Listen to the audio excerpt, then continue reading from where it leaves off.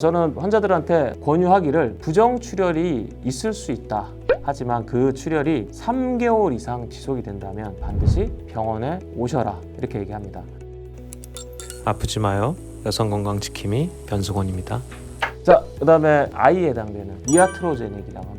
우리나라 말로는 외부에서 온 어떤 물질 혹은 약물에 의해서 유발된 부정출혈이죠. 자, 대표적인 게 우리가 의사들한테 처방을 많이 받고 있는 여성 호르몬제, 사오피임약 이런 것들이 있습니다. 이런 것들은 치료 목적으로 사용을 하긴 했지만 오히려 외부에서 들어온 호르몬제가 내막을 더 자극을 해서 부정출혈을 유발시키는 거죠. 자, 다른 원인이 없고 이런 외부에서 들어온 약물에 의해서 출혈이 생겼다. 그러면 간단합니다. 그냥 그 약을 끊으면 되는 거죠. 물론 그 약이 필요해서 썼긴 하겠지만 이거는 간단하게 의사와 상담만 하면은 해결할 수 있는 문제가 되는 거죠. 자, 그 다음에 우리가 제일 관가하고 있는 중 하나가 뭐냐면 건강기능식품입니다. 폐경 후 여성들이 보통 자궁에 좋다 그래서 대표적으로 먹는 게 석류, 칡즙, 홍삼입니다. 이 세 가지 건강기능식품 모두 다 어떤 이유인지 모르겠지만 부정출혈을 유발시킬 수 있습니다. 이걸 먹는다고 다 출혈이 발생하는 건 아니지만 세 가지 건강기능식품을 드시는 분들 중에 부정출혈로 병원에 오신 분들이 꽤 많습니다.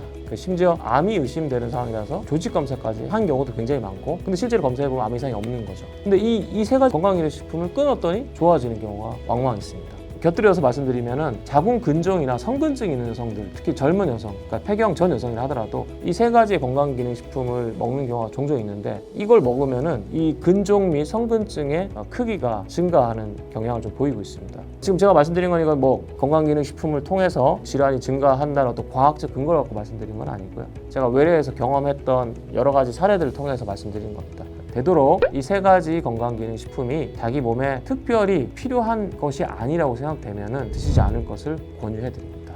자, N은 뭐냐면 non specified, 즉 아무것도 분류되지 않은 원인입니다. 잘 모르겠다는 거죠. 의사들이 이렇게 판단을 했을 때 여러 가지 검사를 다 해봤지만 이상이 없더라, 이상이 없는데도 부정출혈이 생기더라, 이런 경우가 있다는 거죠. 근데 중요한 건 이게 부정출혈이 있다고 해서 그게 죽고 사는 문제가 해당되는 암이라든지 혹은 이 부정출혈 때문에 한 달 내내 팬티라인을 해야 되는 그런 아주 삶의 질을 엄청나게 떨어뜨리는 상황이 아니라면은 그런 경우는 걱정하지 말고 안심하고 지내셔도 됩니다. 자, 이렇게 우리가 부정출혈로 왔을 때 가능한 질환들 혹은 원인들을 제가 설명을 드렸습니다. 그리고 또 아까 말씀드렸던 것처럼 가장 많은 원인이 스트레스라고 했듯이 스트레스풀한 상황이 해결된다면 혹은 그걸 인지하고 본인이 해결할 수 있는 방법이 있다면 병원에 오지 않고도 해결될 수 있는 방법이 충분히 존재하게 되는 거죠. 그래서 저는 환자들한테 권유하기를 부정출혈이 있을 수 있다.